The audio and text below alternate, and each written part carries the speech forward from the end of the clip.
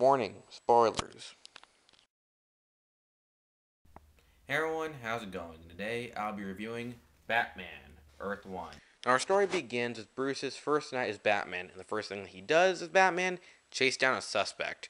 At first, it looks like Bruce has this in the bag. He's going to take this guy, he's going to scare him a little bit, and get the information that he needs. Unfortunately, that's not how it goes. Bruce actually tries using the grappling hook, and it breaks on him right when he's about to use it. Well, not right when he's about to use it. That's not right. Like he presses like the trigger and it just breaks, which pisses him off. And like then the suspect jumps off a rooftop and then lands on another rooftop, and Bruce tries to do the exact same thing, and well, Batman fail. After that, we get a flashback of Bruce, not Bruce, Thomas and Alfred, and we see that in this universe, Thomas Wayne was actually going to be, well, not going to be, but he was running for mayor, and he was winning. And Alfred was hired not to be the butler, but to be the bodyguard. And Thomas is planning to go to the movies with Bruce and Martha, and Alfred's thinking that this is a bad idea, especially since Thomas has been getting death threats. Now, Thomas ignores this and ends up going anyway. And when they go to the movie theater, we see that Bruce in this universe as a kid was pretty freaking spoiled. Like damn, this kid was a brat. Like right when the movie theater loses power and his parents are saying that, you know what, maybe they'll just go home and try again another day. Bruce is like, oh hell no, there's a movie theater nearby. We'll go watch the movie there. He doesn't even ask his parents. He just runs off. There he meets Joe Chill, and he bumps into him. Joe is saying, watch where you're going, kid, and Bruce is like, I don't have to listen to you. My parents are the richest people in town. If you just facepalm because he said that, I totally understand. Um, Joe, right when he heard that, was like, ooh, here's my meal ticket. Grabs Bruce, and well, yeah, you know how the song and dance goes. After that, we see Jim Gordon being assigned a new partner. And that partner is this universe's Harvey Bullock, who, unlike the original Detective Bullock, is not a detective, and he is non-alcoholic, he's not overweight, and I'm pretty sure he's not much of a smoker. Now, even though he doesn't, like as I just said, he doesn't have those elements that the original has, there's one thing he still has. He's still pretty damn arrogant.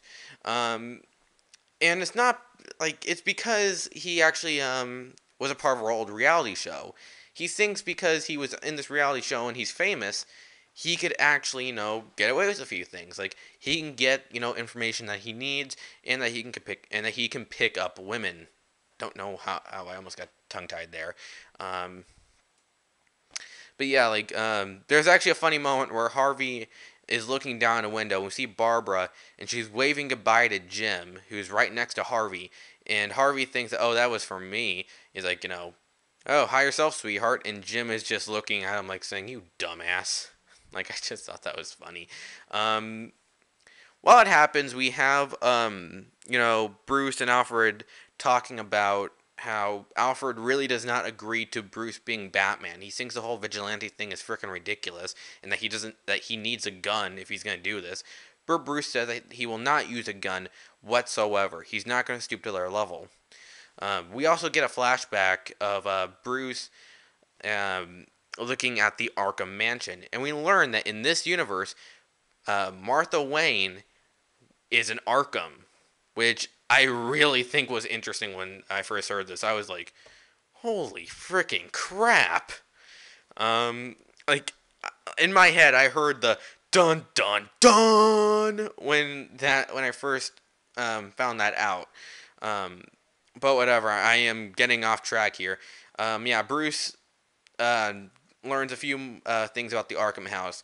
In the that almost every single Arkham has gone insane. Uh, they talk about Bruce's relatives killing each other, like one bashing another's head in, and then freaking jumping off the rooftop. And, Bruce kind of getting pissed off because the one saying this is Harvey Dent, because Bruce was hanging with his twin sister. And yes, I see the irony of Harvey having a twin sister. Now, after that, we see Bruce going to a party, and the party is being run by the mayor. And I won't tell you who the mayor is, because it's kind of obvious. Now, if you're a big Batman fan, you've read all the comics, you've seen the movies, I'm pretty sure who you can guess is the evil mayor. I will say this: this character out of everybody is very close to the original version in the main DC Earth, and I'll just leave it there in the story. Leave it there. Now, this story is very good. Geoff Johns did an excellent job reinventing these characters.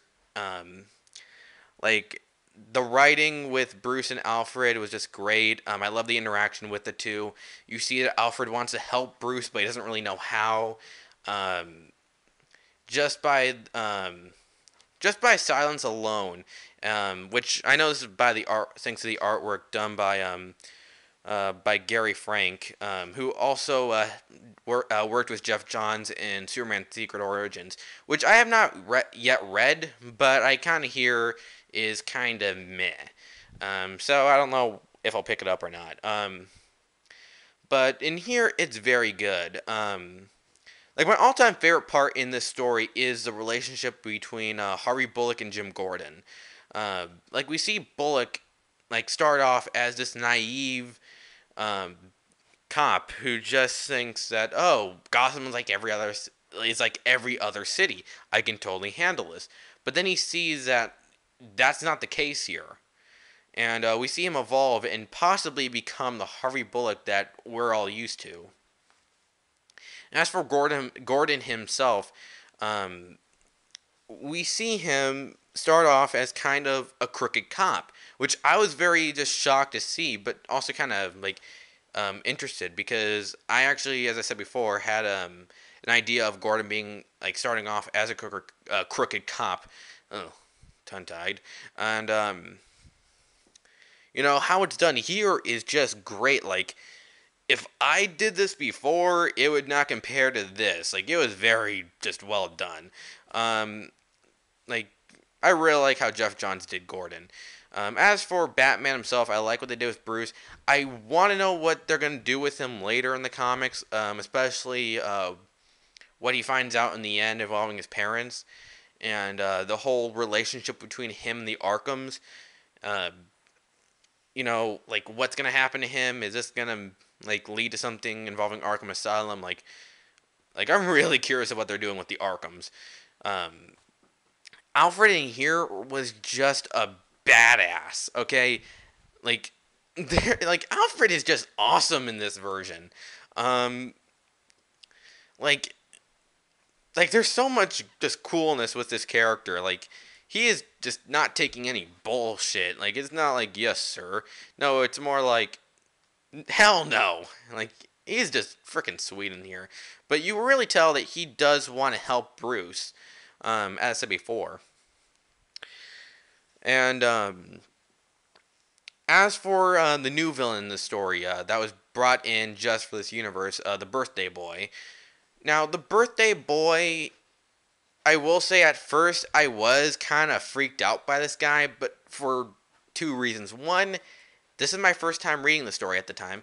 And two, I got this book on my birthday. So yeah, that kind of fueled that. But eventually you start to realize that after reading it like 2 more times, that he could have easily been anyone else, just like Tyrell. Like, he could have been Mr. Zsasz, he could have been Mad Hatter. Hell, with a few alterations, he could have been Killer Croc. But no, for some reason they made this character. It's not bad, but I don't know. There's just something about this guy that I just feel like, yeah, you could have just been easily somebody else. Um, I like the foreshadowing and little winks to the audience that for other stuff to come. Like we have Harvey Dent, as before. We have the Crane Institute being mentioned. Uh, we have uh, Barbara planning to become Batgirl, and then finally we have the big reveal in the end, which I won't spoil to the people that haven't read it. Um, if you are a fan of Batman, you've been digging the Earth One stuff, I recommend checking out Batman Earth One. That's all I gotta say. Goodbye.